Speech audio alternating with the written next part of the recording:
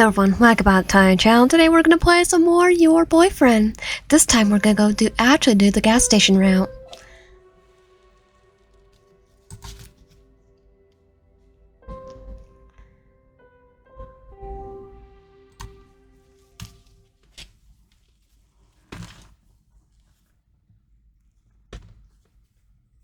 Enter your name. Lion, of course. Welcome, Lion. You two have fun. My life has been chaotic. My family broke into another fib drama, so I left the nest and ran straight to college. I got an apartment and a job, but even that has become unbearable. Working at a local greasy spoon diner doesn't pay the best, obviously, so finding a roommate was my only recourse to being able to afford an apartment. Now my roommate's always bringing some dropout into our apartment for late night study sessions. My sleep schedule is wrecked, and to top it off, the rent's late. I never once thought if you become a roommate, I heard once that if you become a roommate with a friend, you won't stay friends for long. Which is why I never became a roommate with a friend. In any case, my friendship is strained with my friend making excuses for why they need me to cover their half of the rent. Thanks to that deadbeat, I'm working harder just to scrape by every month. Picking up a second job will drive me to an early grave at this point. The park gives me a chance to have some much needed alone time. This part of the park in particular is my favorite because it's untouched by not just family members or college jerks. The only people who come here are the groundskeepers. Even then, they only come by in the morning to make sure there's no yonders in over here. They get spray bottles.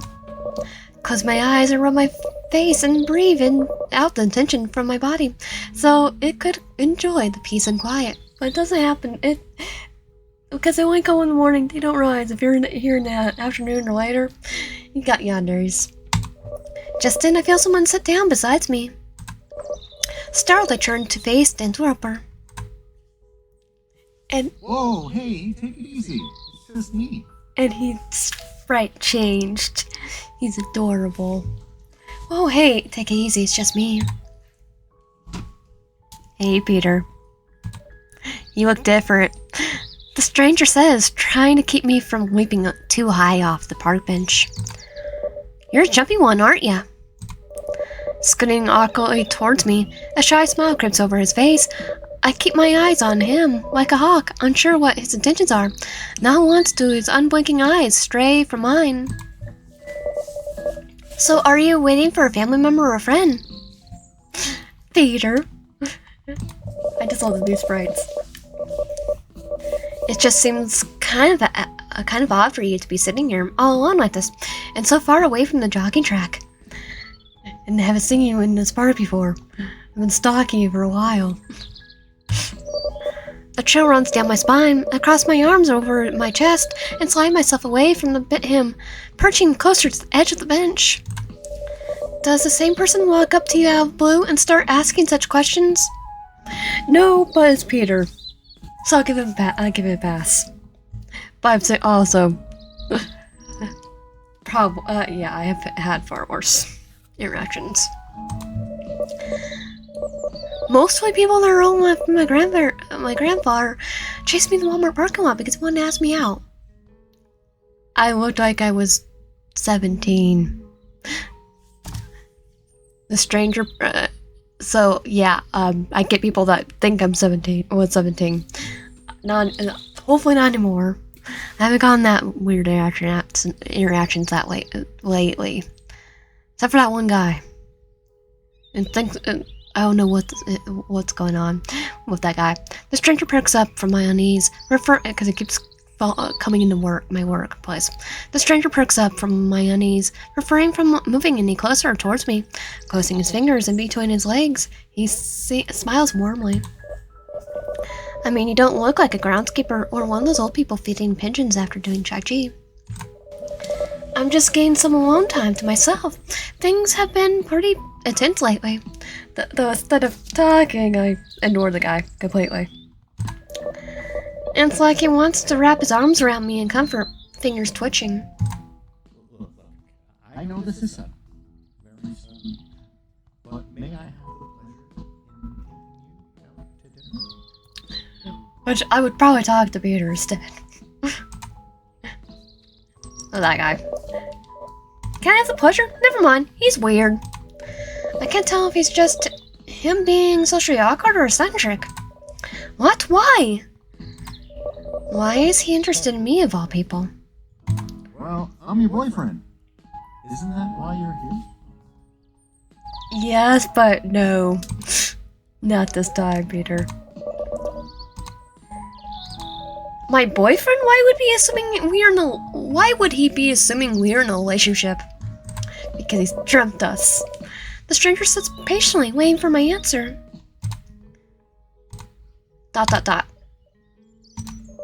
Discomfort discovering silence glows. Unsure and confused by the situation, I can't find the words. It's just so sudden. Taking the hint, he removes his hand from mine. Walking away, the stranger chuckles awkwardly. Hey, I get it if you don't want me to be your boyfriend. I just thought I'd take the chance to ask you out. If he's guilt tripping me, he's doing a terrible job. Well, it's just that I don't even know you, so don't worry, I get it. I suppose I'd be a little weirded out too if some random stranger came up and asked me out on a date. Flattered, but still a little uneasy. He's taking my irritation well, not throwing a fit or making a scene. The stranger is almost understanding of my feelings. Thank God. I'll be better. I better get going then. It was nice talking to you, though. Giving a smile and a sad wave before walking away, he leaves me alone on the bench. I watch him walk off, feeling sort of terrible for how things ended up the way they did. Maybe I'll apologize to him if I ever see him again. I stay in the park a little longer. I don't know if I should go after him or just shake it off and enjoy the rest of my afternoon.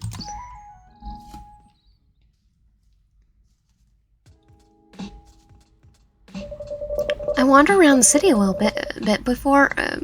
I wander around the city a bit more, visiting places I normally wouldn't. I still can't get that man out of my head. It's baffling. On one hand, I'm glad he didn't keep harassing me about going out with him. At the same time, I wish he stayed around for a little bit, and just talked to me like a normal person. That could be just my loneliness talking. I come across a local flower shop I remember passing a few times on my few of my downtime walks. I've been meaning to stop in and pick up some flowers for the apartment, but could never seem to find the time. Well, I have time now, so why not?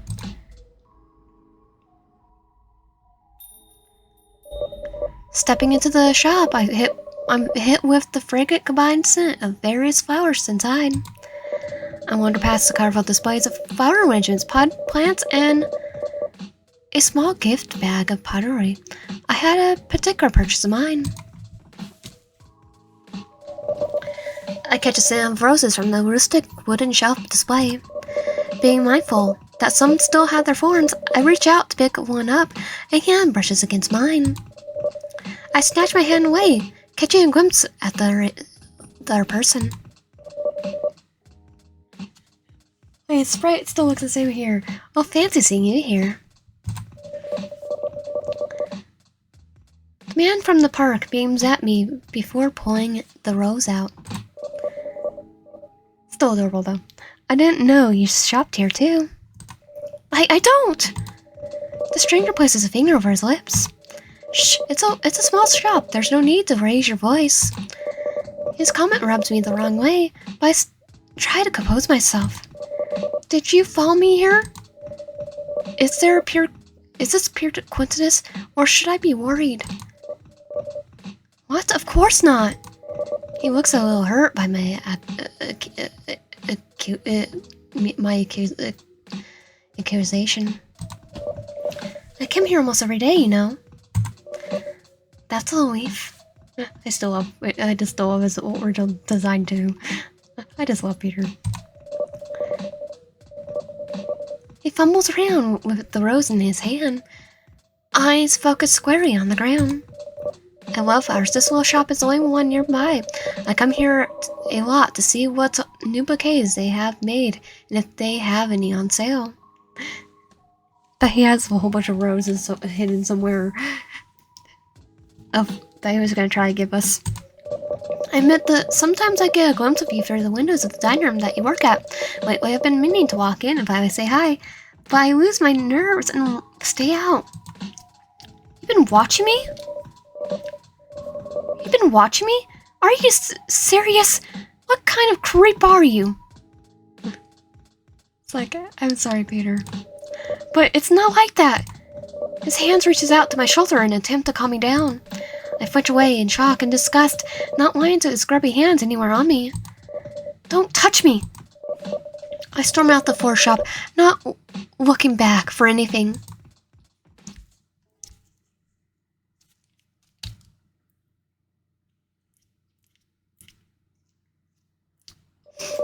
It's getting dark out. I hate walking home at night. After crossing paths with that crazy stalker, I have no reason to now. Even though, technically, like I say, it doesn't sound like a stalker per se, even though I know he's a stalker. I've heard far worse. Twilight. Okay, Peter's far worse than that one, but I take a longer, less traveled path home in case that creepy guy knew more about my habits. And the trying to hold his breath thing. Crap, I need to find new places to hang out at. And probably a new job. Yeah, Peter's definitely worse than Edward. I storm into the apartment and slam the door behind me, my body slightly shivering from my earlier encounter. The rampaging of my roommate and the study partner in the kitchen come to an abrupt silence at my unceremoniously arrival. I shut my eyes as I walk past. They have a habit of walking around naked after their study sessions. I don't even want to guess if they were dressed at this time. Like, no, they just took a shower. I flopped into my bed, muffling a frustrated scream with my pillows. After a moment, I roll over on my back and stare at the ceiling, trying to forget about my day, trying to forget about him. Falling asleep from sheer exhaustion, my last thought is a simple wish. I hope I never see that weirdo again. Well, that wish isn't going to come true at all. On to day 2. So, Lion, did you have a nice time with the stranger? Don't answer that. It's time to get up and face another day. I roll into my bed for a moment. Every inch of my body is begging me to wake up, but I don't have the willpower to go on living. I feel so sleep deprived. I fight the will to wake up for a moment, rubbing my eyes before sitting up in my bed. I'm a mess. Okay, look at the time. 9:12 a.m. Oh God, I'm late for work. Following dress, I rush out of my bedroom, making my way into the kitchen section where I normally put my work keys. Hey. Looks like someone's in a hurry. Lucy. A surge of irritation floods for me when I hear Lucy's voice. I take a glimpse over my shoulder towards the deadbeat, who wasn't making my life any easier. Yes, I'm in a hurry because some of us actually have a job. I'm under my breath, grabbing my work keys from the kitchen counter and beginning to storm right by her. Again with the guilt trip. She mutters something else under her breath as she rolls her eyes. Look, I'm trying, alright? I know, Lucy, I know. I literally mean it. I just haven't had any calls back yet. She tries to explain, but I'm grown tired of her half-buzzed excuses. I'm not even going to argue with her. Now is not the time, because right now, time is not on my side. I wave her off and make my way out the door, rushing myself down the stairs and out of the apartment building. First a stalker, now I might lose my job. With any luck, I might get hit by a car and die on impact. I love it. I love the new design. It's Sunday. There's usually hardly any customers on Sunday mornings, but even then, it doesn't excuse me being late. Rushing for the front doors of the diner, I dash into the kitchen and grab my apron off the coat hanger along the far end of the wall. The apron seemed to be the only place where grease stains don't get over me. Thumping to tie the apron on, I rush over towards the time clock and then snatch my time card to punch in. Wait. According to this, I already clocked in. Who could have? TK. My attention snaps back towards the sound of approaching footsteps. Whoever it is, they're not trying to be discreet, as they carry a clanking stack of dirty dishes back from the table. There you are. Where have you been? TK. Wait. Okay, I didn't realize the freckles. I love their freckles. I love their freckles. I have freckles too, so. There you are. Where have you been? I've been covering your shift for the past 45 minutes without the boss even knowing you're not here. TK rushes right by me as they gently places dishes into the sink of sloppy hot water. Wiping their hands, TK sighs loud enough to make sure that I hear it. They're like this all the time, though, always acting like they're the big sibling to everyone and keeping things in one piece. I think it's because they are a big sibling in their family. I half as I try to think of an excuse that doesn't sound as pathetic as my alarm clock didn't go off, but the truth is all I have, so I try to downplay the issue. I didn't get why you're making such a fuss. We were pretty much dead on Sunday morning. You clearly weren't paying attention when you came barging in. TK wipes their hands on their apron before gesturing for me to look out through the service window. What the? Are you kidding me? Why are there so many old farts here? I try not to raise my voice to the point that the fiber chopping boomers outside did not hear me. A tour bus came along, that's what happened. Now stop asking questions and start weighing tables.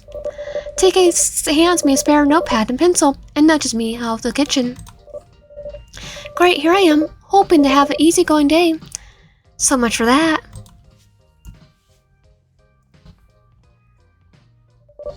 The breakfast crowd is a nightmare. Karens and redneck grandpas everywhere with something up their butts. And Greta right here. Some even going as far as refusing to pay because I didn't kiss their goddarn feet whenever their coffee was not filled all the way, and their T-bone steak wasn't cooked the way they wanted. Yeah, T-bone steak for breakfast, not even a breakfast steak and eggs either. An actual T-bone steak dinner with potatoes and steamed carrots. And then when one person feeds its order off the breakfast menu, there's a dozen more that follow suit. Such a hassle. Yeah, I'll just give them breakfast steak. I want pizza. Too bad I'm more into tomato. At least a little bit. Why couldn't the elderly be more like my grandparents? Pleasant and polite.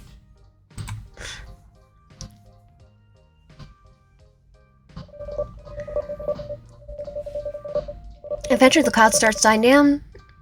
Most leaving to do some sightseeing, others staying to order more coffee or lunch. They're still here. I like how it's more retro too.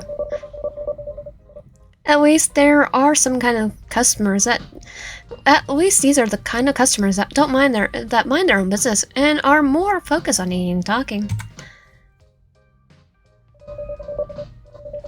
Staggering to the kitchen, I let out a long sigh and rest against the wall, finally able to take a moment to relax. I know you want to get off your feet, but you missed a table. TK sneaks over to my side, giving me a gentle nudge before pulling back out to the dining area. I roll my exhausted eyes and look over towards them. Can't you do it? I don't feel like having someone toss their cereal on me again. I would, but you owe me for covering your tables for an hour. Darn it, they had a point. With their smug grin. With a groan, I lean against the wall, lean myself off the wall, trying to straighten my posture and simply back out. Scanning the booths, I check all the tables. I have already gone, matching their faces and orders table by table. I don't think I missed any. A voice chimes in from the booth to my right. I like how it's kind of jarring. It's the original background from the newer background. Hey there, stranger. Asked casual. I tried to suppress my disgust, faking a smile as I readied the notepad and pencil in hand. It's not a good idea to make a scene in front of everyone. Hey, you. This day was bad enough, but now he is here. I thought I made it clear that I didn't want to see you ever again. Okay, I'm not doing that well with hiding away how much I don't want to see him. He did, and I understand why. Trust me, I'm not an idiot. He mumbles, looking down at the table in front of him as he starts picking up one of the napkins. You didn't let me explain it yesterday. Since you blew up and stormed off like that, I had to apologize to Forrest about the outburst. Oh god, that's right. I'm probably not allowed in there anymore. Not that I plan on going back now that this freak goes there often. Crossing my arms, I wait for his excuse, ready to publicly call this creep out. I never intended to stalk you in any way. Yeah, right, Peter. You were just in their face I seeing every day while I was on my walks, but over time you became more and more captivating. A face I couldn't help but stop for a moment and admire. As he speaks, he starts folding the napkin in the paper grain. Or so how the story goes, anyways. He flinches, giving me a hint of a sneer upon the last statement. I tuck the notepad and pencil away in my pocket. You know, this doesn't help you sound any less creepy. Kinda doesn't. It doesn't write off until that he's creepy until, like, red flags until next day. Even though technically you already know he's stalking us, you saw a silhouette, even if we didn't play this game multiple times, hundreds billion times. His eyes shift over towards me, a wrinkle in his gaze, as he smiles a little, responding to my reply. You're just playing hard to get. Now that's the red flag. A drill of dread shoots through my entire body. I don't know if it's the words, his tone, or the gaze that's setting off all the red flags. Oh, he's a walking red flag. But I'm not going to stand here and analyze why my survival instincts are kicking into overdrive.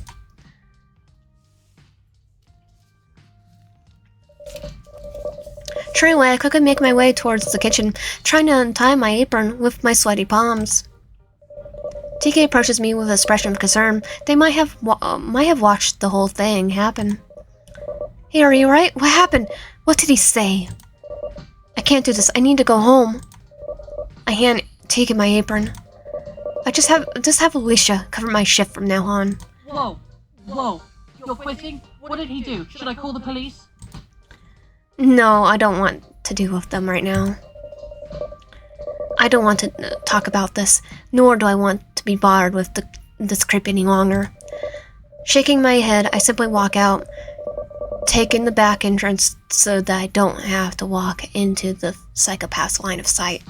Oh, he's stalking us already. He knows where we are. Rushing home, I occasionally look over my shoulder, hoping that I won't catch that stalker following behind me. Do I see a van? I don't see anything, not even signs of movement from the corner of my eyes, but I'm not going to let my guard down. Okay, this is the day that... Yeah, this is the day we do see the red flags, at least towards the end, but we're talking... It's like it seems a little bit more normal than some interactions I've had. I finally arrive in front of the apartment building and hurry my way inside while pulling out my phone.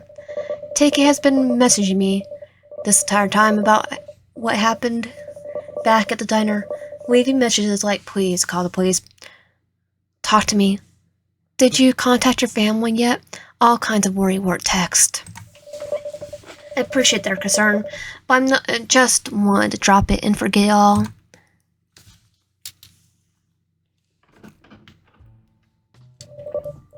Sweet home, home sweet home. Hopefully, the guy doesn't know about where I live. Closing the door behind me, I shuffle in, dropping my keys on the counter. Great, not only have I mocked my roommate for not having a job, but now I don't have one either. I'm sure she's going to have a heyday when she learns about this. Or she's gonna go and get some friends if she found out we had a stalker. And he's gonna be no Peter. Her friends would probably be just as scary as Peter. Look at Peter be scarier. I don't think she should know about that creepy man. Juan, is that you? My roommate calls out from her room. I don't bother to answer, as I sink myself more into the sofa, feeling utterly miserable. Of course, she comes out of her room anyway, gazing at me with confusion. I normally don't come home early, as I always work overtime because of her lazy, jobless butt. Just like me. What the heck are you doing here so early? It's just a bad day. So I left. That place wasn't working for me anyway. I'm good at telling lies to people that I don't care about, apparently. She doesn't seem to buy it as she tilts her head to the side, giving a little sneer. I guess we care about her then. Yeah, I can call bullcrap. No day is worse than that truck driver incident. Well, Peter might. I sit there in a silence for a moment, grind my teeth as I debate whether I should tell her or not. Just then I feel her sit down right next to me, looking a little more concerned now. Honestly, this is full of off-putting, especially since she never really acted as she cared about me when I first moved in. Come on, just Talk to me. keep lying. I said it's been a long day. I mutter, wanting to get my point clear that there's no way I'm going to go into any discussion about this. My roommate keeps quiet for a moment, almost as though she's weighing my language before laying out a long sigh. Well, let me at least get you a drink. She offers, getting up off the sofa and walking into the kitchen section. I might use a drink, something to sell my nerves, but as far as I'm concerned, nothing's going to ease me from those words he said, nor the glint in his eyes as he said it. It's all still fresh in my mind. Just remembering his words makes my stomach turn. Suddenly, I don't even have the appetite to drink it all.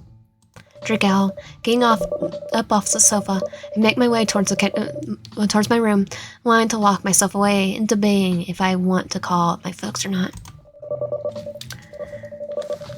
I hear my roommate call up to me, but I'm in such a panic from today that I really don't hear what she's saying.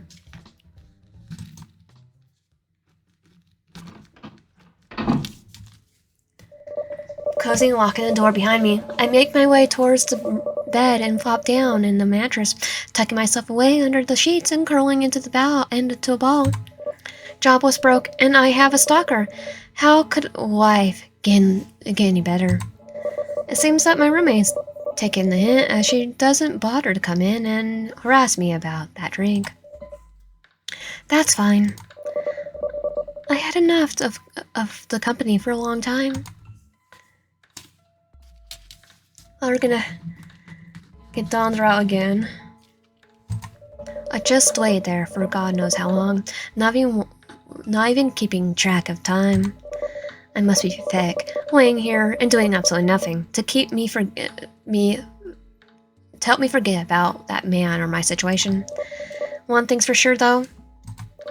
I can't live here anymore. It's time to talk with my landlord about the arrangement and get me out as soon as possible. Sitting up from my bed, I muster my strength to get back on my 2 feet and make my way towards my bedroom door. Opening it slowly, I look around to see if Lucy's anywhere in sight. Nothing. She's probably went out again, blowing more of her money on things other than her rent.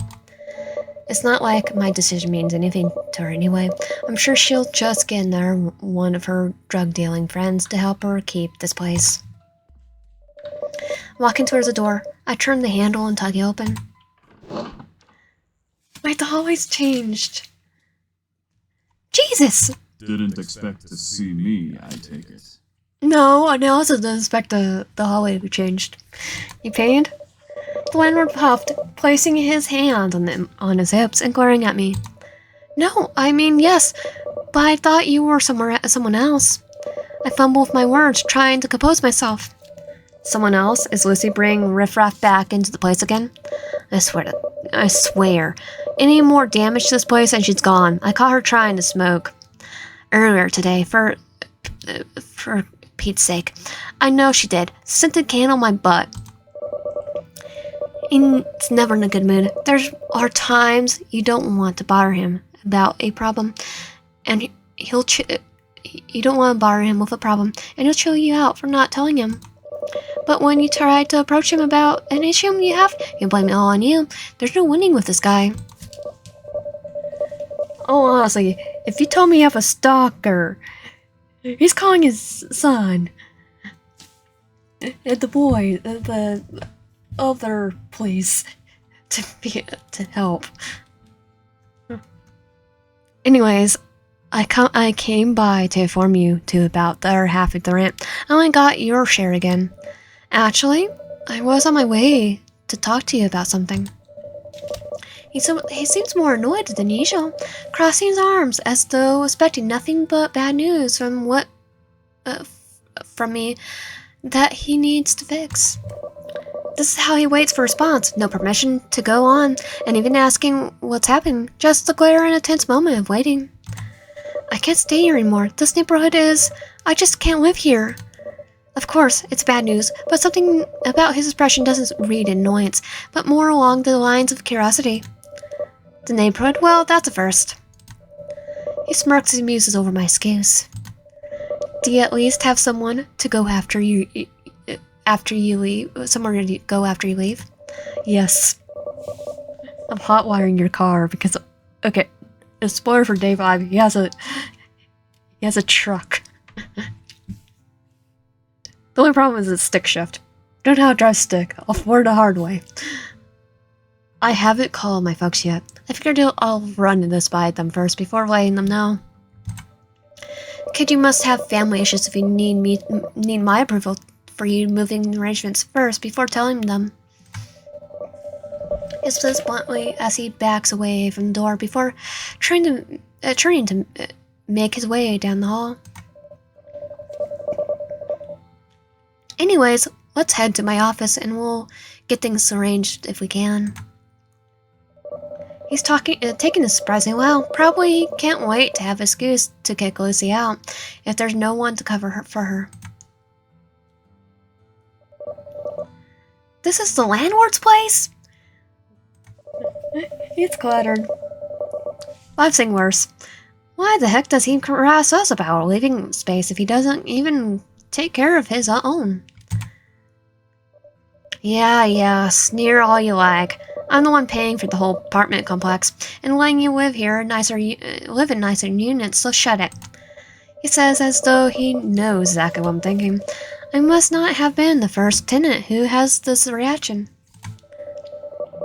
He makes his way into one of the rooms, leaving the door open so that I could follow him. I wish I hadn't. It's still nice. This small place is worse than out there. It's not that bad. Piles upon piles of paperwork and stacked on this desk, and 4 filing cabinets overflowing with more paperwork for God knows how long. Okay, he needs me to do the paperwork, I'll do it. Coffee stains and various bottle caps from beer bottles scattered all over his desk, and cigarette butts littering the window sill as though he would smoke with the window open.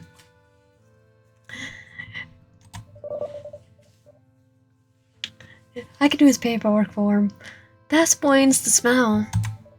Well, at least his wall decals are nice, with classic tin posters and old diners and soda companies. Let's explain why he probably has it in the world currency for the beer, caps. He might be like Fallout. Don likes Fallout, confirmed. Seeing himself on the desk, he lets out a long sigh and tugs one of the cabinets open, flying through the crumbled papers one by one. Lying, right? I just nod while continuing to look around the place for this mess of a place. I catch a glimpse of the picture frame he has on the desk. The frame itself looks rather old, like those 1960 frames you find in thrift stores nowadays.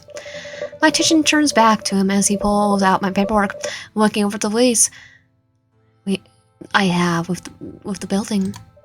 You've been here for, what, 3 months now? Yes. I mean, how much do I have to pay for a month? Because I probably would have just gotten a car. My heart sinks the moment he shakes his head and lays the paper back down. Your lease arrangement was for a year. You have 9 months to go before you're able to leave. If you try an early termination on your lease, it's got to cost you $4,500. I'll try and make it work. I see. I'll try and make it work then. I'm rolling my head down a little bit. It feels like my life just came to an end, but I don't want to argue with the landlord about my agreement to the lease. I bet he gets that a lot. Well, if we tell him that we have a stalker. Anyways, thank you for seeing me about this. I get up from my desk, from my seat. On this desk, because there's no seat. Where's a cupboard? Ready to start heading out. You know, he says, tucking my papers back into his disorganized filing cabinet. If you're that desperate to leave, I suppose I could hire you to do some odd jobs around this place. I paused for a moment, looking back towards him. Odd jobs like superintendent or cleaning work? Paperwork, filing your papers, too? Whatever you want. He was getting up from his desk and guiding me out of his office space.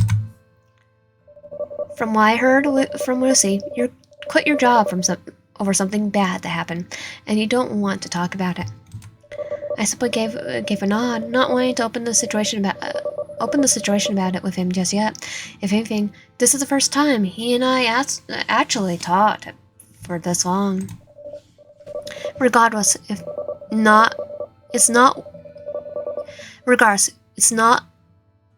any of my business, but you work hard to stay on top of your rent, so I figured you probably won't slack off working for me. And hey, you might make more helping out in the stump than you did in that Greasy Spoon diner.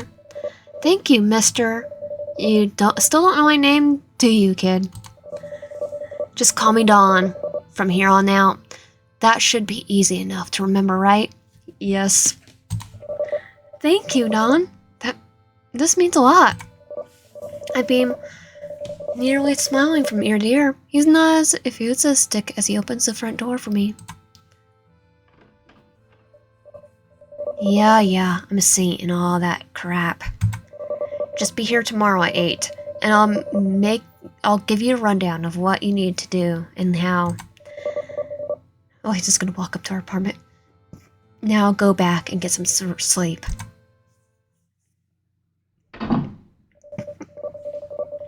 With that, he closes the door behind me as I take my leave.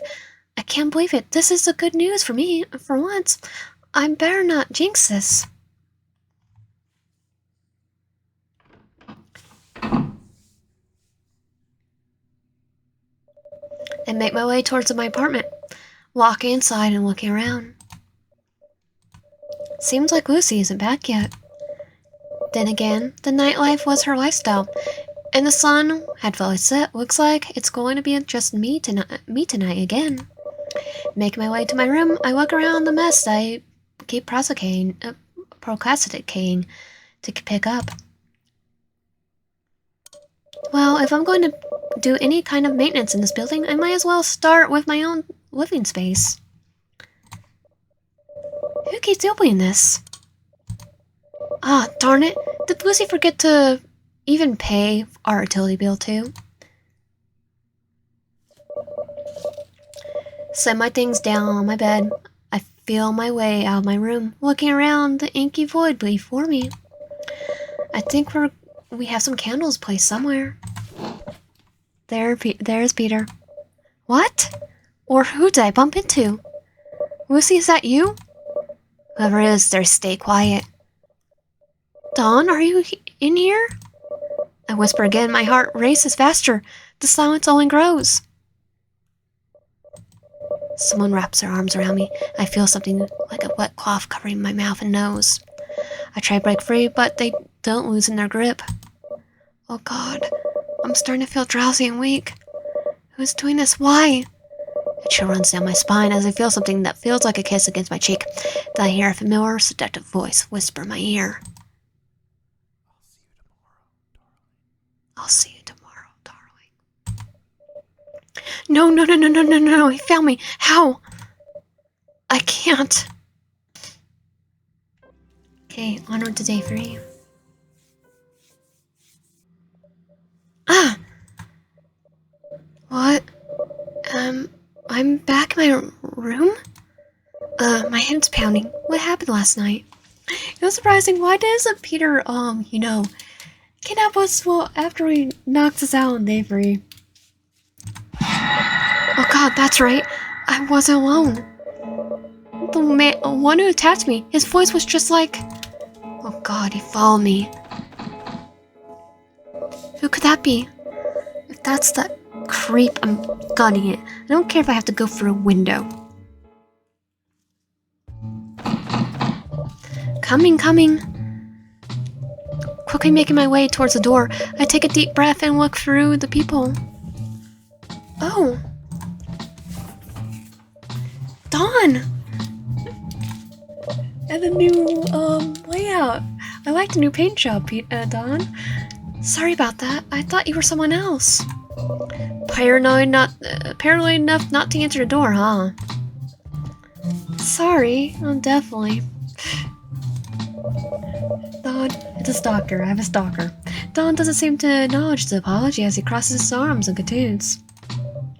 Anyways, I came by to drop off the list of things you need to get done today. Saying this, he reaches into the back pocket and hands me a small to-do list. Here are a few minor things to spruce up around here. Simple stuff that hopefully you can handle. I take a look at the piece of paper that Dawn places in my hand. I never realized he had such nice handwriting. This list seemed basic enough. Take the garbage, sweep hallways, check up on Miss Greta. Because she might be a little insane herself. Change light bulb in door downstairs to public restroom.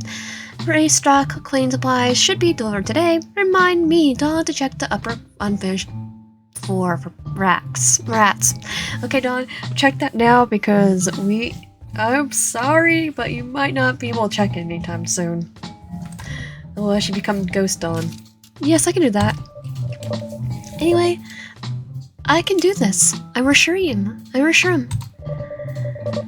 Dawn seems to wear a face of relief, but tries to hide it. Good. This will make things a lot easier on me. By the way, have you talked to Lucy yet? No, actually, I got I only caught. No, actually, I only caught a glimpse of her yesterday. Well, after she tried to give us a drink. Don doesn't respond at first, his gaze drifting to the side as though he's deep in thought for a moment. Don? Oh, it's nothing. Look, just get those done today, alright? Once it's done, just hit me up in my office. I'll be there for most of the day. Anyway, right now, I got an errand to run, so don't screw up while I'm gone.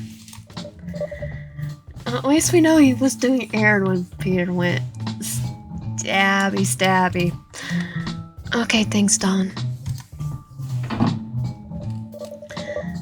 Though it is way too soon.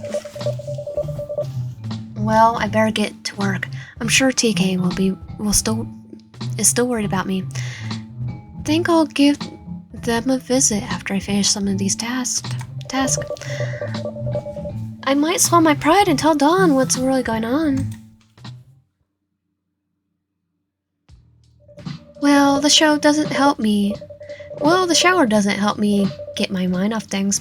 It does, however, help with the kink in my back, so that's something. Oh, right, TK. How do I explain all of this to them? By my bomb whip, I answered the phone. Hey, TK, I meant to call, but things got weird. Yeah, and they went from weird to worse over here. What happened while I was in the shower? What do you mean?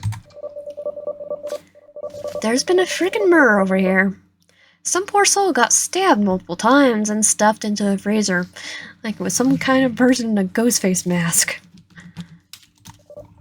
What? Holy cow! Are you right? As alright as I'll ever be with how low a point this day has gone.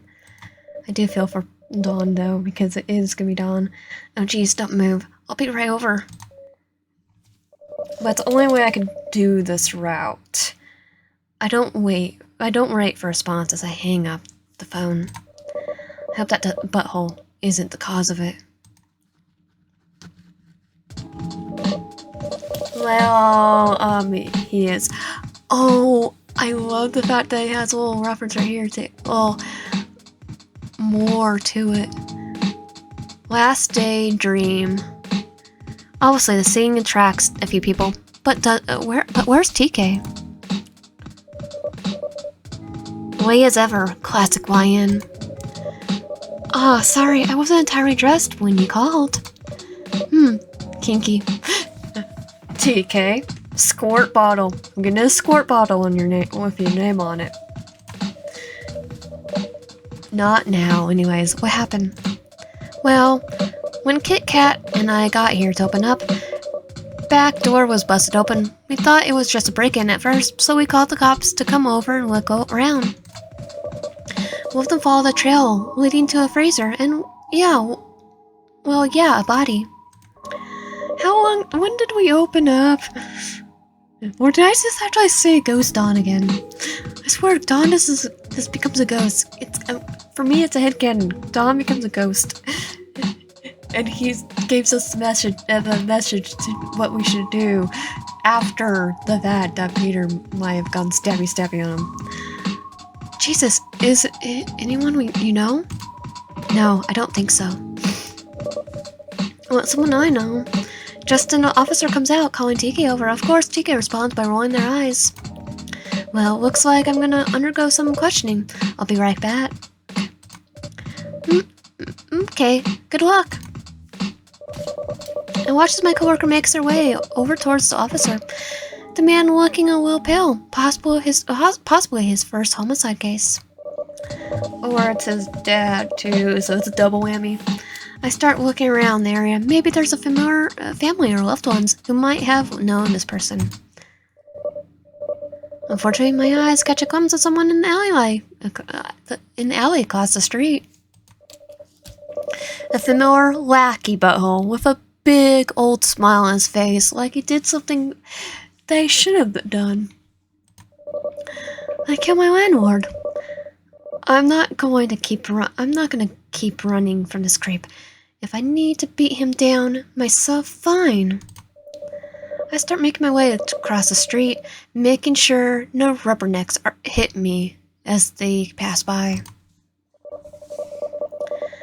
The butthole has a lot of nerve to look happy to see me storm over to him. No, he's happy for a different reason. He likes going stabby on people.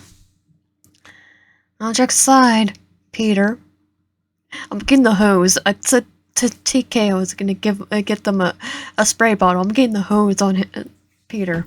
Hey there, Sunspot. Is everything okay? You look very upset. Am I okay? You're the reason I quit my job, and now my friend has to deal with a murder as well. That you did. You were my partner last night, weren't you? Did you do this too? Yes. Peter. Jesus, what's wrong with you? Jesus, what's wrong with you? You're what's wrong with me. You're the one that keeps me awake at night. You're the one who always on my 9, the one who makes my heart beat out of my chest each time I see you, smell you. Want to know the truth? The truth is I'm mad to the point that I crush your skin while you sleep soundly each night. It isn't enough anymore. What? Oh, Wyan, don't you get it? I'm opening my heart to you. I'm being forward. I'm being honest. Trust matters in a relationship. I'm tired of keeping things from you. Sir Creep steps closer, his hands resting on the wall behind me. I love you. I loved you the moment I saw you at the diner. I want nothing more than storm in. Though that wasn't the proper way to approach you. Oh yeah, it definitely isn't, Peter. Definitely isn't. So I had to follow you instead, study your pattern, memorize your schedule, practice what to say when you were finally alone and not working. The park was perfect to finally approach you. He smirks as he leans close. A dark glint was in his eyes as he cupped my cheek in his hands. You're upset with me now, sure, but you and I can make this work now. No more hiding, no more secrets, just us. Saying this, he pats his lips a little, a long and glittery tongue glistening out with his fang-filled maw. Peter. You're insane. You're insane. The butthole chuckles. Yes, but it's all for you, love. I freeze as I feel his lips against my cheek, followed by the hot, wet sensation of a tongue trailing along my neck before he whispers. And if you tell anyone, I'll kill them too. Saying this, he takes my hand into his, intertwining his fingers along with mine as he nips at my ear. I'll be by later tonight, dear.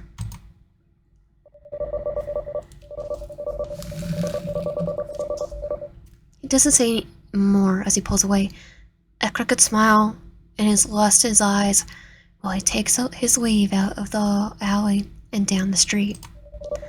I take a moment to register what's happened, everything he told me, what he did. My attention's drawn back to TK, who's still waiting for me across the street. I peek out and look around, making sure the creep is not lurking around anywhere around before crossing the street. Thank God you're back. They say with a sigh of relief, but that relief is gone the moment they see the look in my face. Oh no, what happened? Nothing. I'm still not over what happened here. Nothing. I'm still not over what happened here. I try to say with a calm tone. But TK sees through my bullcrap and crosses their arms. No, you look more pale than usual. My mind races, remembering the creep's threat. If I told anyone about what he did, I don't want TK getting hurt too. It's just, wait, Lucy! Lucy? You mean Lou, right? Your roommate? Yeah, she's never came back home last night. Right, you don't think... I don't answer as I spin past TK and charge into the diner, pushing inside Pushing aside the still riled officer as I make my way into the kitchen area. I feel for these people. Oh god, please no. No, no, no, no. I feel someone pulling me away from the scene, verbally demanding I keep my distance. No, that's my landlord. That's Don. He's also my new boss. I'm dragged back into the diner, TK coming to my side, attempting to calm me down. I burst out. My outburst caused me saying there are more questions than attended after identifying the body. I don't tell them anything about the psycho though. His threat's still lingering in my mind.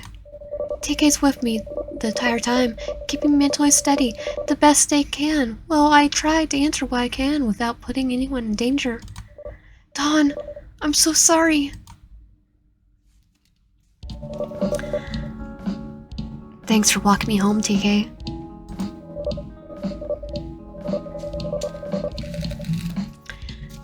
It's no problem. We're off for a while, so I'll be checking up on you tomorrow morning if that's alright. I love that actually. Thanks. TK steps closer and hugs me, their embrace tight as they nuzzle against my cheek. If you need anything, I'll be a phone call away, alright? I can't help but hug them back. TK always been so sweet and supportive, despite how many times I ignored their feelings for me. I need to make it up to them sometime. TK finally pulls away and pats my shoulder. I'll see you tomorrow morning. Try to get some sleep. With that, they take their leave, hands shoved in their pockets and head hanging low.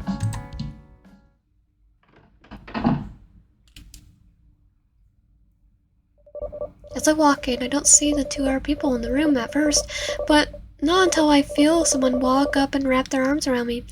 I'm a little startled, but too drained to react properly. Pulling away just a little, I lift my head to be face to face with the one who came to comfort me without hesitation. Lucy. Hey, sweetie. I heard what happened. Lucy, you're so sweet.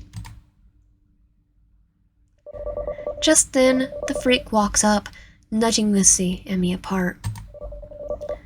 Give Wyan some room to breathe. They just had a traumatic day. Lucy shoots the man an irritated look for a moment before taking a step back. Yeah, you're right. It's just... Jesus, so out of the blue. Who on earth would ever do such a thing to that guy? Sure, he's obnoxious about rent and crap. I smoke crap. But he sure the heck didn't deserve that. No one does. Peter, no one does. No, he didn't. It wasn't self-defense. I muttered, trying not to direct my gaze over towards the man who's responsible for my landlord's death. And at your job too. What the crap is that about? All of this is far too suspicious. Yeah, I'm looking at the the most sus person right here. Lucy, run. The creep takes me by the hand and leads me over towards the sofa, sitting me down before kissing the top of my head. You relax, darling. I'll get you something to drink. Lucy sits down next to me, placing her hand on mine. I could feel her worried gaze on me, but not saying a word. I so want to say something, a warning, a hint, or anything. I mean, mentally, I'm screaming for help, but it's more agonizing to know she can't hear me. Or tell her, run, Lucy, run. It's all unfortunate, but it's doing no more good dwelling on it. The bell speaks as he approaches me with a glass of water, handing it to me before sitting himself down on the other side of the sofa. I just saw him this morning. He seemed just fine, maybe a little distracted, but What was he even doing at the diner this morning? I just saw him. Lazy writing. Yeah, alright, Ghost on. Then again, Ghost on will tell us who the murder was.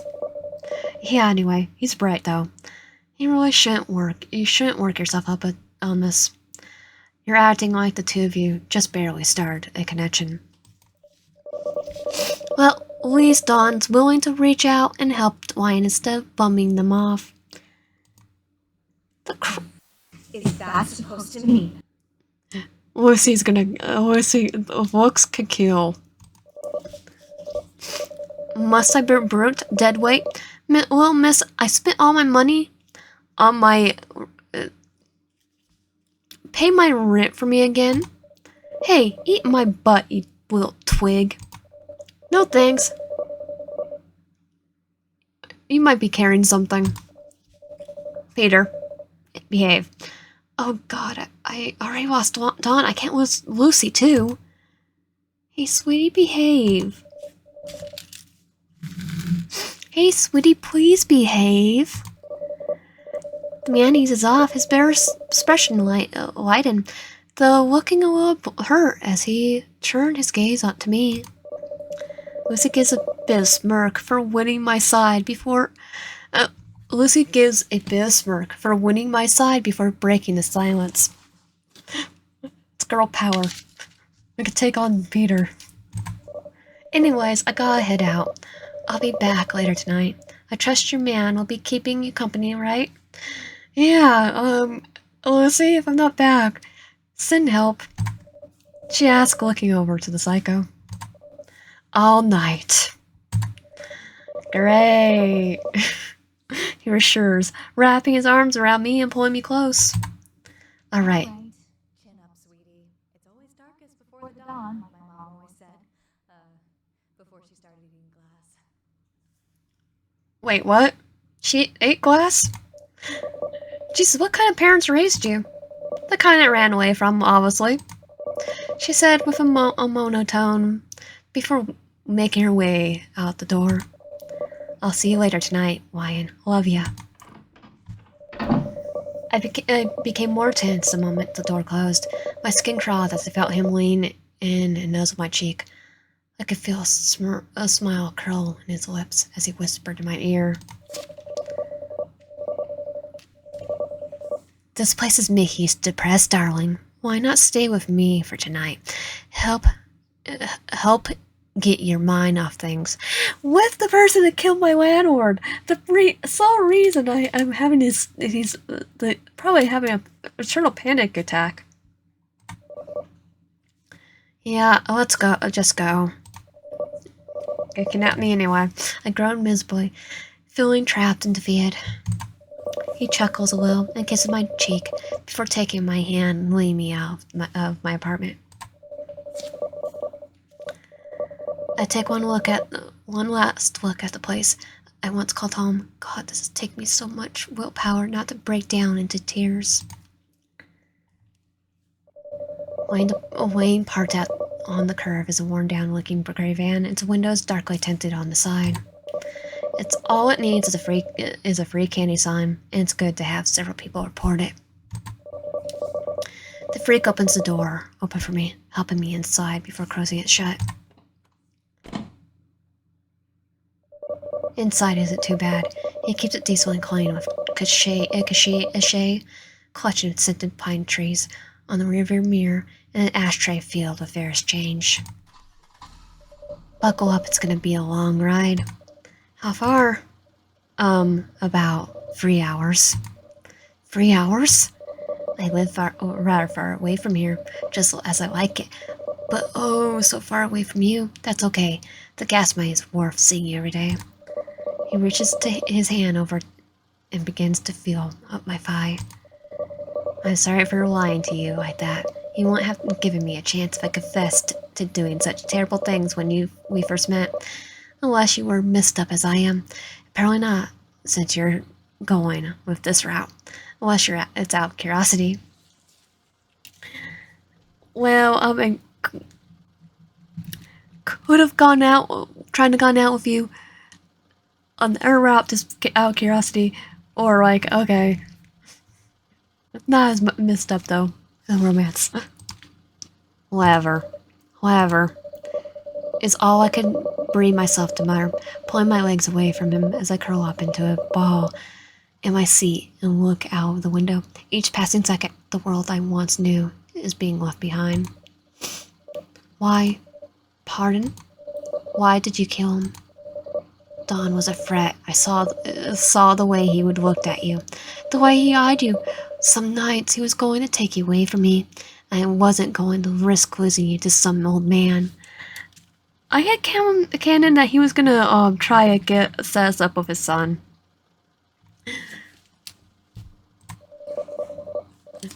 Then again, I would definitely wouldn't mind going out with Don. And just for that, you killed him. I snapped, ignoring the growing nausea in my stomach. I knew you wouldn't understand.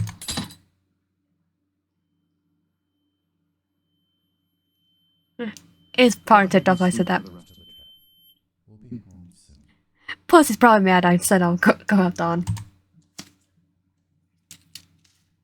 On to day 4.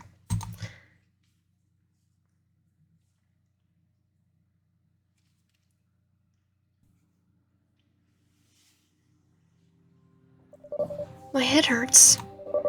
A dull ache spreads across my side of my head like a bushfire sparked from a sick butt. The veins behind my eyes are throbbing, a warm, soft cough caressing my cheek. I try to reach up to rub my head. My wrists are bound above my shoulder with neon rope. But where am I? Good morning, sleepyhead. I twist my head to look over to the pair of blue eyes that are glaring at me. Slowly, in the midst of a panic rising from my gut, my head clears the horrors of the day before it all comes flooding back. Oh God, Don! He killed Don! It's not one afterthought, not shared a remorse, and then he came for me and... My head, it still hurts. And if he's willing to kill me, to get what he wants, and he's already attacked me, who knows what else he'll be willing to do to get what he wants. A warm metallic taste tenses inside of my mouth. I realize I've been biting my inner lip so hard it's bleeding. I swallow and take a deep breath. If I play it cold, maybe he won't hurt me, and if I gain his confidence, maybe I'll have a chance to escape. My throat is dry. Trying to repress a cough, I managed to choke out a question. Where am I? With a warm grin that makes my skin crawl, he sweeps his hand at the room around me. Darling, you're home. My books, my clothes, even my plushies, and my game daddy, all the most familiar bondings and are resting around me in a room that's completely alien. God, maybe I'm dead, and this is heck. Kind of takes your breath away, doesn't it? I hope you like it. I actually do like the room. The whiteout thing is I would get on the computer. And no need to thank me just yet. It's just the first of many gifts to you. I even brought you several new packs of batteries for your little gaming device. Okay, did you get the Nintendo Switch and get a Rogue Ally too? Kinda need that. I have computer programming stuff in there on the Rogue Ally. I want my Switch. Okay, you need to get a single game console. I'll probably have to stay. I have all the charms of your old life, but without any of the burden. What do you think? All of this plus a sandwich. Plus a sandwich? I made it a few minutes ago. I was hoping it would be sort of a welcome to your new poem present, but maybe it will be it'll help break the ice. He sits up from the bed and dashes out of the bedroom. I can hear his feet thumping it down the hallway. I have to escape. A few moments later, he stutters inside. In one hand, he holds a tall glass a tall, clear glass of water, and there he holds a plate, on top of which rests a white bread sandwich, cut down ugly. I can't tell if it's a rush of blood in my head, or if I'm even more confused by my surroundings when I'm sitting upright. Well, he did bash our head in. It's peanut butter and jelly. I'm not quite sure what your favorite sandwich is. I always imagine that our first date. I'm not quite sure what your favorite sandwich is. You've been stalking us and you haven't known. I always imagined that our first date would be in that cute diner they worked at, but I guess it wasn't in the stars, at least this time around. Thanks, but I'll eat it a bit later. Oh, you don't like it? No. I do like it, and it looks delicious, really, but I'm just so confused. What do you want, darling? I don't take my eyes off him. I don't even blink. Why are you doing this? Why did you kidnap me? He looks slightly wounded by my question, as if I already knew the question, but refused to see it. He turns his gaze to the bedsheet, presently staring for a moment before returning his attention to me. He looks like he's having a horrible time trying to explain himself as he manages to catch the words before they come out wrong. His shoulders slack and he looks at me lonely. I wish that you could see yourself the way I see you. It's like, I see myself perfectly fine, sir. I see myself perfectly fine. As a nerd. And I lovingly call myself a nerd. From the first time I saw you, I could see that you were different from everyone else, you know? It's not just because I think you're attractive, I mean, you are. You are beautiful to me. I can't take my eyes off you. You haunt me. You're all I think about when I wake up, and you're all that I dream about when I sleep. I couldn't get you out of my head, so yeah, I started to watch you. I'm not really proud of it, but I had to know what you were like. I'm not a people person by any stretch. In fact, I can't stand being around anyone else. People go around about their pretty little lives, self-centered and greedy. Well, paradoxically, having so little to no vision because their dreams have died. Even if my dreams died, I still work hard. So many people crushed by the weight of the world and how they are just husk. They're dead dreamers in a world of shadows. Ghosts unable to see past their own little bundle of self-indulgence. Pathetic. Okay, my self-indulgence One Piece, so makes me feel better. I would make him watch One Piece. Oh, I saw you. But I saw you from every angle. You're kind, caring, and loyal to friends who work down on their luck. You're savory, snarky, and you can roll with the punches that life throws at you because sometimes life is just a sick joke. I've even seen you strong and assertive and unwilling to compromise your own self-worth and honor.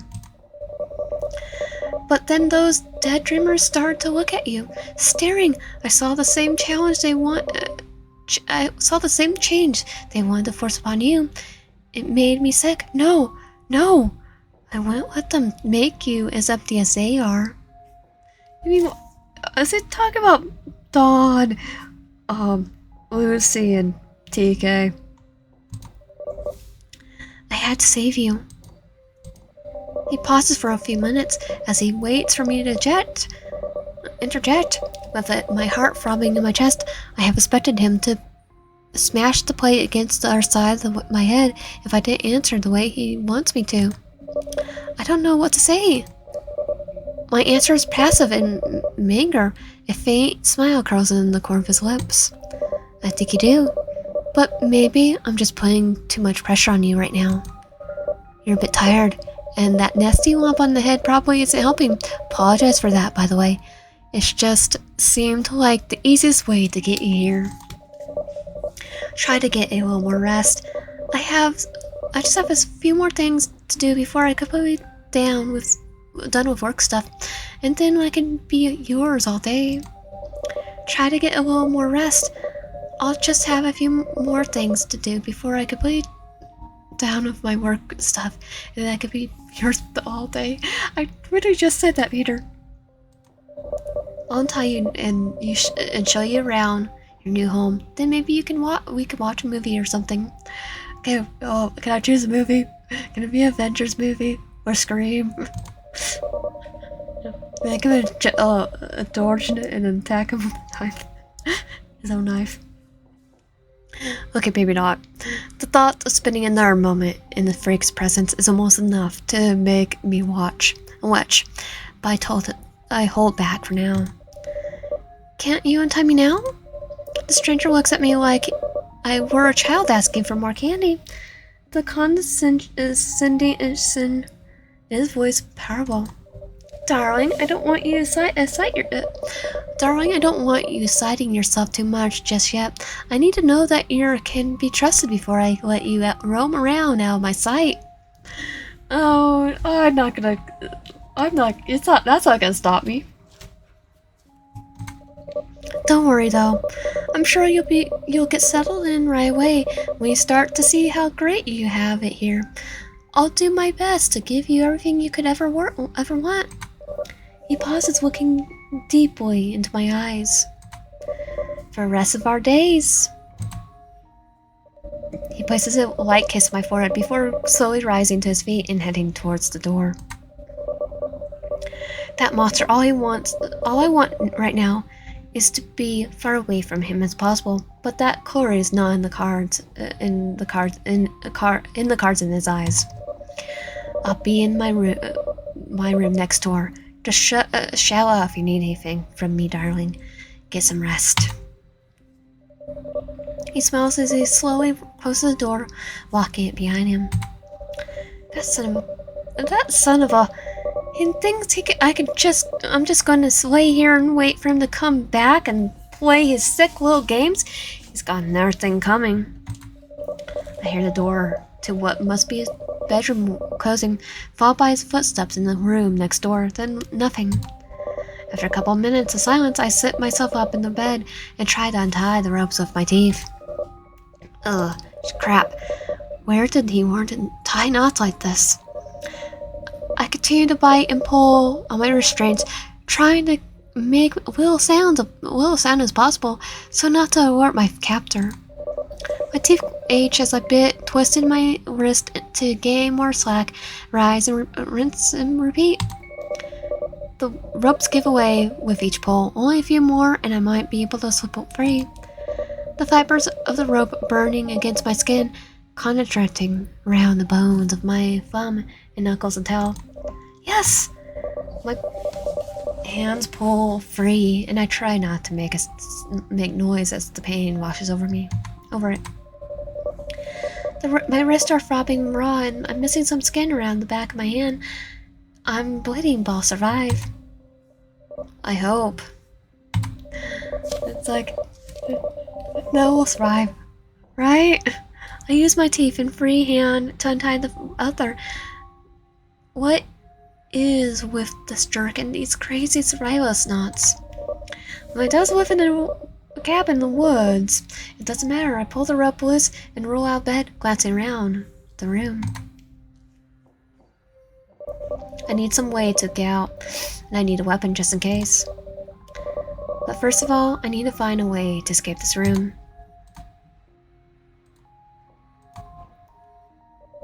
Maybe this will help me open the door. I slip the thin metal bolt over the hook over the bolt to catch the wedge, and with a jump pull,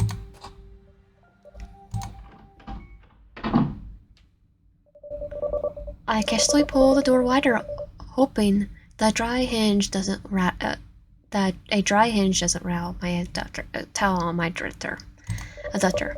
I hear rapid clicks of the keyboard coming from the other side room beside mine. The keystrokes are outpaced by the beating of my own racing heart. I look for exit, but all that I could see are closed doors. I push the door wide to the kitchen opposite of my room. When I hear its hinges make the faintest of metallic whines. I freeze and listen intently, like a wild animal. The rhythmic typing on the air room continues uninterrupted. If I'm lucky, he's listening to music while he's working on his computer. With the kitchen door within sight, I creep down the hall, as quiet as a church mouse. The typing continues. Maybe he's overconfident that I'm still tied up and locked away in this room, or maybe he's so disgustedly infatuated with me that he can't imagine that I would actually want to leave his home. Maybe I could try to knock him out. If I could get the drop on him, it would buy me some time to get out and get help. Whatever I do, I better keep quiet. It's full of junk. There has to be a knife. Oh, thank God, finally armed. He still doesn't know I'm here either. I need to be cautious. Oh, the bathroom actually changed completely.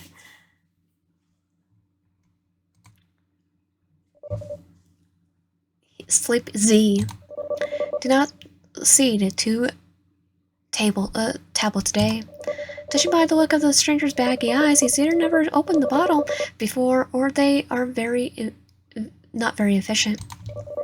This gives me an idea, though. It'll be easier and safer to escape if he was knocked out.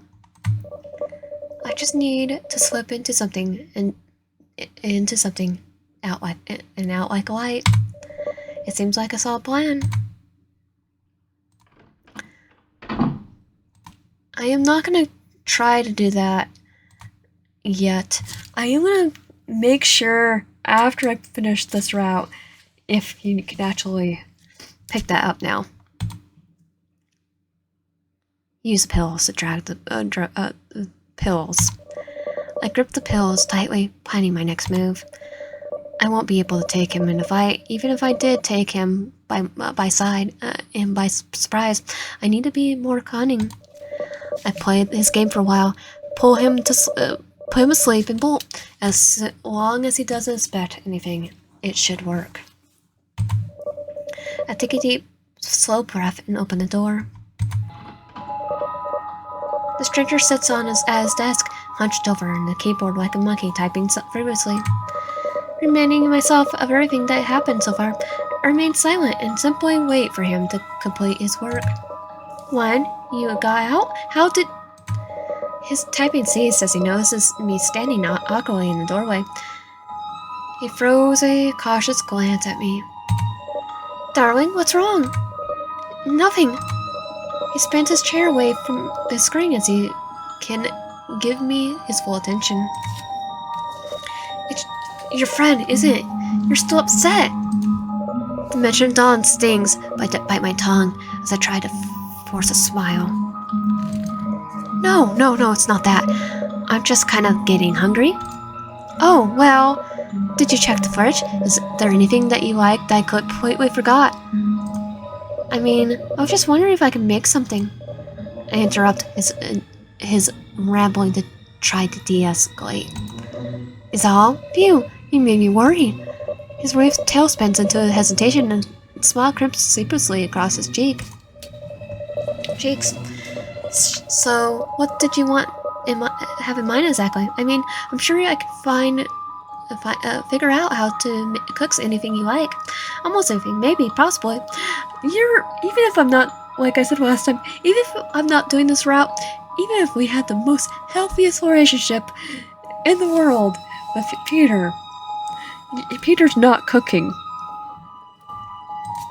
I saw the state of his kitchen, and I won't trust him to unwrap a protein bar. But I'll give it my best try. Unless it's something you want to do together. How about I cook dinner tonight?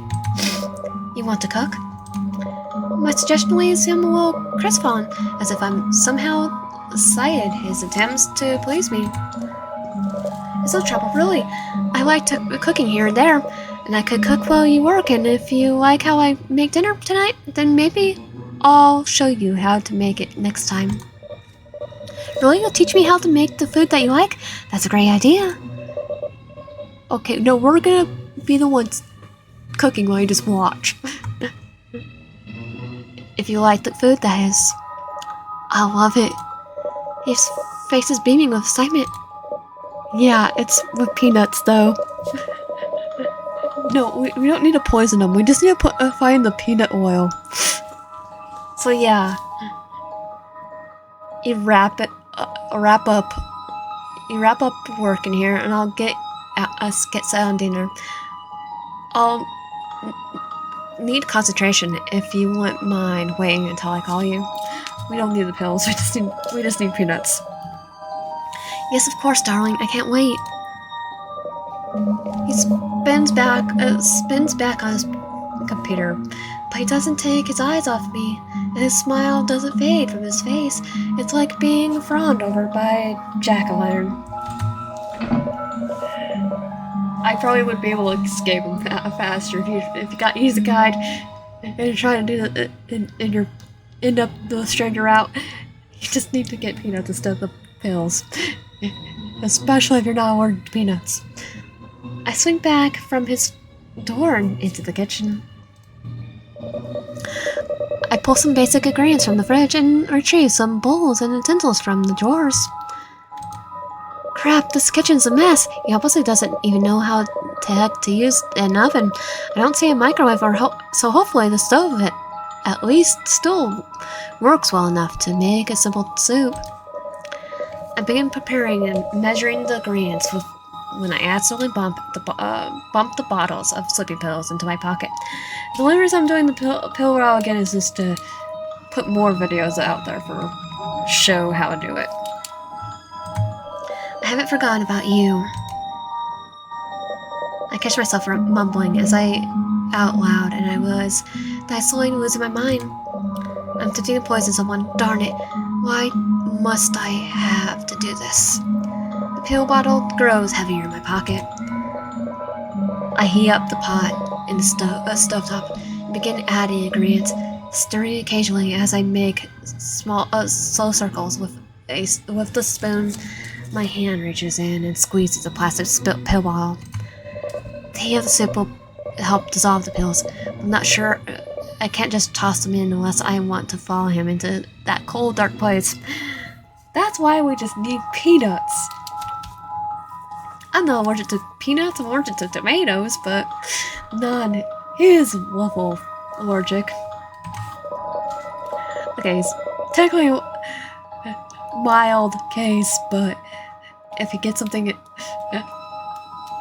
but it's still not as mild as mine's still even more mild. I still have an asthma attack. I'll need to crush them up and keep them in my pocket until they're ready to serve into a bowl. I have no idea if I'll just knock him out or kill him, but at least at this point, it's either him or me, and I'll be darned if I let him win. How's it going, darling? I scream and my vision goes dark. I flash it widely until I break free from his hands. The spoon cowls against the kitchen floor. My heart stops beating as I wait to hear the pill ball strike the ground next. But the pill ball doesn't fall. Oh crap, I'm sorry, Wyan. I seriously didn't mean to scare you like that. You never do that to a person cooking. You're shaking, darling. Oh, I shake it all the time. Here, let me help clean this up for you. It's no problem. It's just a spoon and a little soup. No sense of crying or spilled. Yeah, sorry, I really am. Still shaking uncontrollably as I watch him race to a drawer that has some kitchen towels, and then fall to his knees to clean up the mess that he's created. Even digs out a fresh ladle to rest on the countertop. I can see that you're not happy with me, so I'll just go do what you told me to do and wait in my room until you call me. This time I will, I promise. No more surprises, swear it. This still doesn't listen. He mumbles as he walks gingerly backwards back to his room, still watching us. My heart is throbbing in my ears as I hear. My head is floating like it's will fly away with my shoulders and out of the room, out of the window. If there's were any. Yeah, there's definitely isn't. I have to brace myself against the countertop while my soup begins to bubble and smoke. Taking several calming breaths, I grip the pill ball tightly, resolute to not let this be every day for the rest of my life. I pull the coffee mug from the cupboard and proceed to dump the pills into it, crushing them with the brunt of the ladle that the stranger had laid out for me. I dumped the ground pills into a tissue with my palm and stuffed them into my pocket. Retrieving a pair of bowls and spoons, I pour the soup into both equally, checking over my shoulder to make sure he's still inside his room. I dig into my pocket and add the ground pills to the right bowl and make a strict mental note of which bowl was poison. Here we go, it's showtime. The stranger is ready. I call my captor to supper. He slinks out of his room and peeks around the corner. It smells delicious. Thanks. Right, here you go. I'll just need to get him to sit down on the table, push the right bowl in front of him, and then just wait. It's far easier to just use peanuts. This is easy, right? He'll just do all the work for me. His breathing will slow down, like he's getting tired, and then he'll just go to sleep, right? That's all there is to it. No violence, just quick and quiet. Much easier than what he did to Dawn. Sit yourself down, and I'll dish you up. I just need to get a glass. No way, my love. You've done enough. Before I can protest, he barges into the kitchen and very gently escorts me to the table. He sets me down and retrieves the bowls, placing the one in his right hand directly in front of me. He sets the other bowl in front of an empty space, but he doesn't sit. Oops, I forgot a spoon. Sorry. I'll just sit still frustrated over what happened. He turns his back to me for a second, and I start staring down at the bowl littered with painkillers, which is technically sleep pills, said sleep C's.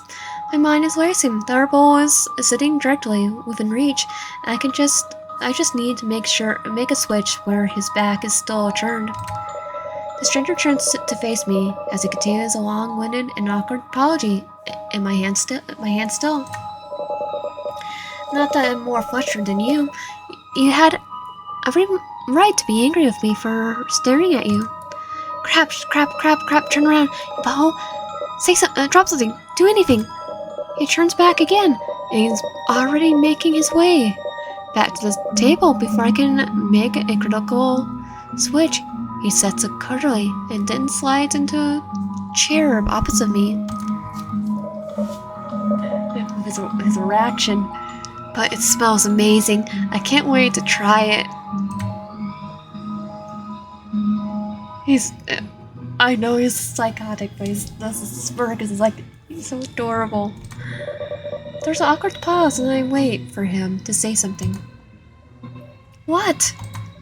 Oh, I was just being polite and waiting for you to take the first bite. My mind sinks in the depth, I didn't even know exist as I urge to vomit rises. Is something wrong? You're not eating. A quick thought lights up in my head. The spoon is dirty. I think I need to wash it. No need, my darling. Here. He reaches over, dropping his spoon into my bowl before taking mine in trade. I'll fix. Eat up, darling. It's as if my heart hits a 4. I have to switch the bowls if I'm done for.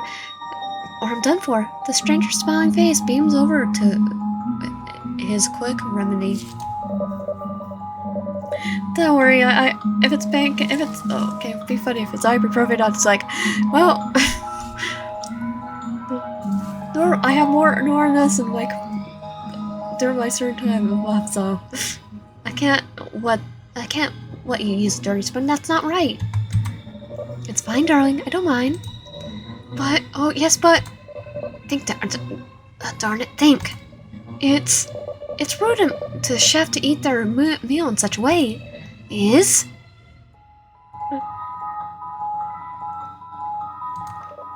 Yes, didn't you know that? When I grew up, where I grew up, it was a huge insult. His face drops now, horrified at the possibility of offending me and my gesture. I'm sorry, darling. I didn't know. I'll wash this up right now. He stepped promptly from the table towards the sink with a hurried step. Wait for the sink, so he does it here.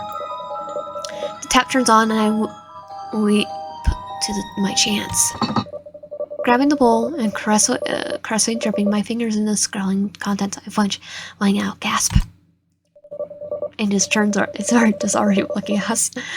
Almost as if in slow motion, the stranger turns his head towards me and finds me mid-switch. Something wrong with the soup, darling? I put hot sauce in mine? Crap. I have nothing. Not a single excuse that doesn't make it obvious that what I was trying to do. He turns the handle, shutting off only the sound in the room. The silence hurts, and internally my mind darts from one side to the next. What do I do now? Poison, then. That's what he made for me, Ryan. No, Then why switch the bowls, darling? His tone is frying, cold, flat, and emotionless. I can't fake anymore. Just let me go. Go where, darling? Away from here, and away from you. Darling, you need to stop. You're home. You're safe with me. I highly doubt that, Peter. Highly doubt it. I love you, but highly doubt it. My body shivers. As damn it, I leap up, grabbing the first thing within my reach, not even noticing what weapon I chose. The confidence in his face fades, instantly turning to concern and fear.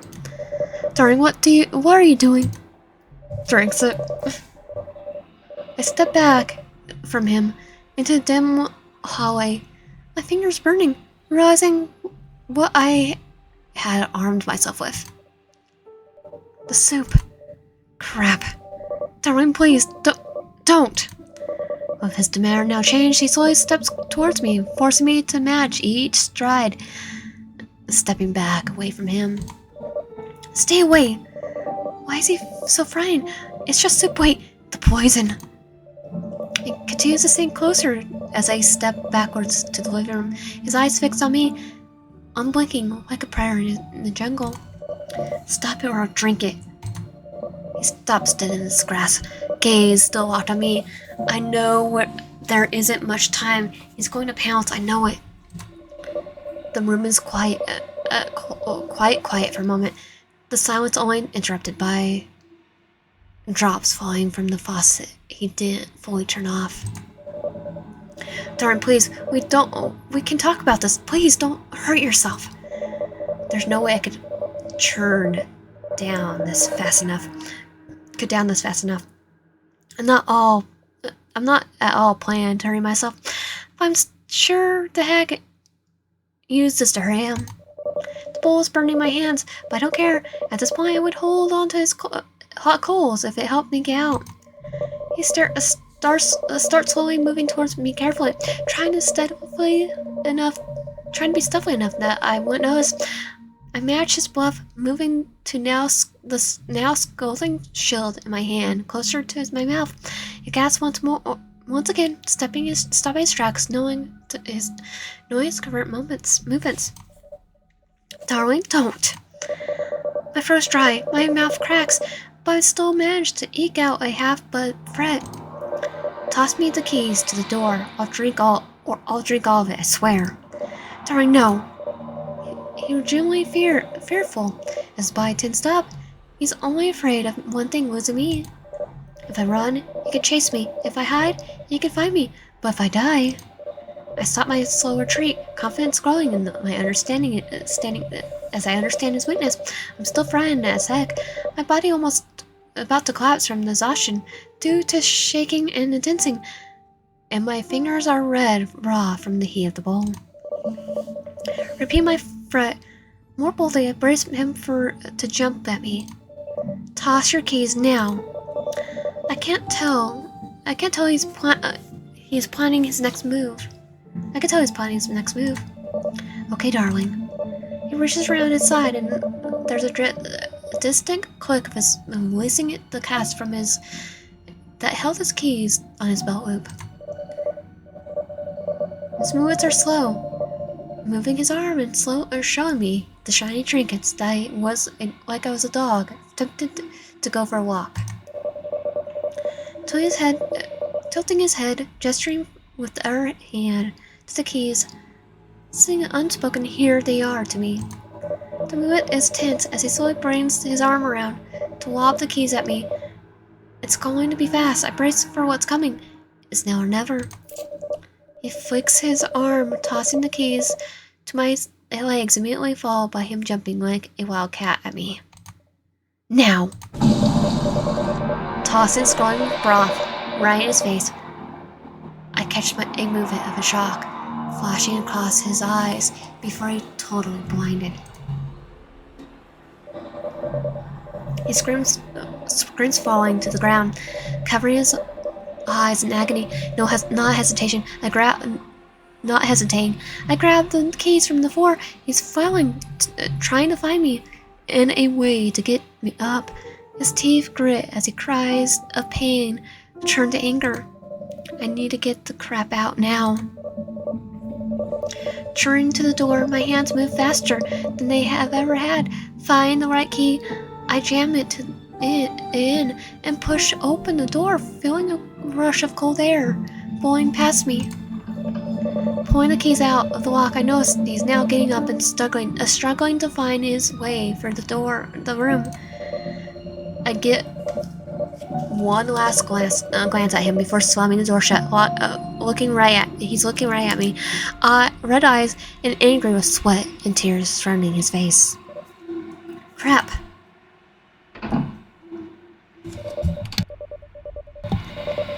Hands trembling, I shove the keys back into the door, locking it as I hear him growling from inside. I may have brought myself some time, but it's not very long. I have to be quick. What do I do? Run into the forest. Crap, I'll just have to make a run for it. Without looking back, I dashed straight into the trees in front of me, running as fast as my legs could go. He's gonna catch me. I know he is. At this point, I could go down, clawing and biting. It's already starting to get dark. The thick foliage of the trees isn't helping for navigation. There must be a trail or a hiking path of some sort. A small makeshift shelter comes into view, overgrown and surrounded by toys. Did I can make this? What were they doing out in a place like this? Maybe I can tuck away in here a while and get my bearings. Hopefully can't find me here. Darn, it's too small. To really stay in. I might be with it. I shuffle around for a minute, making the most of the little moment of peace. A small wooden box lays in the middle of the hut among the weeds and crippling ivy. I take a quick peek inside, hoping beyond hope that maybe someone left some sort of weapon or a flare gun or something, anything that I could use. Wait, what's this? Flashlight. The flashlight. Does it still work? The torch emits a light that only slightly illuminates the inside of the shelter. It's not great, but it's better than nothing. Digging around the inside, my eyes were drawn to what appears to be a child's drawing. Daddy's drawing. Daddy's traps. Oh my god, there's bear traps around? Oh, looks like the stranger isn't the only thing I need to keep my eye out for. I guess I better keep moving. I better take my chances with the bear traps while there's still a sliver of light outside. No rest for the wicked, I guess. Nope. I like it. Real home. Real home's right here. I know the head cannon is this Lucy's. Okay. Especially when it's been a while. I don't know how long Lucy's ran away from home. Okay, the map is crude, but I think I can make out. It's lucky I haven't stepped on anything yet. They seem to be everywhere. Darling, where are you? It's dangerous out there. Crap, okay, here we go. I have to make a move on. Get a move on. Left. Left. Right. Halfway there. Thank God they don't extend further out into the woods. Stop running from me. Crap, I need to hurry. Which way was next? Right. Left. I think, yes, I should be clear of them all now. Just in time. It's now fully dark and the flashlight's pretty pathetic. I better keep moving before the freak finds me. A faint cold breeze rustles in the trees. The chill of my skin proceeds to descend deeper into the forest. The memory of my home, my real home, was heavy in my mind. Determination makes it to make out of the nightmare. I have to move somewhere else, of course. There's no way I could feel safe there again. I'm sure I'll be located for my safety after reporting this to the police. I wonder what would happen next. He needs walking away, whether to be a psych ward or prison. I just hope he doesn't manage to slip away. I can't imagine how many more people he'd hurt. Each twig snapping only made me more paranoid. I was checking around each movement that my eyes tricked me into seeing. Every shadow, every glow of the eyes in the dark had me on edge. I didn't slow my pace. I swear someone is still watching me. How long have I been walking? It feels like hours. No signs of civilization, no lights, no path. I've been in such a physical and emotionally drained daze. I don't know if I'm going in circles. It doesn't help. How now it's dark is now. Maybe I should have stayed in the main road. Yeah, it's the gas station. Oh my god, lights, finally! Unless I was the circles row again. Please, let there be people here. And that was that's the gas station route. If you like my content, please subscribe, like, it'll help a lot, and comment down below. And I'll see you guys next time.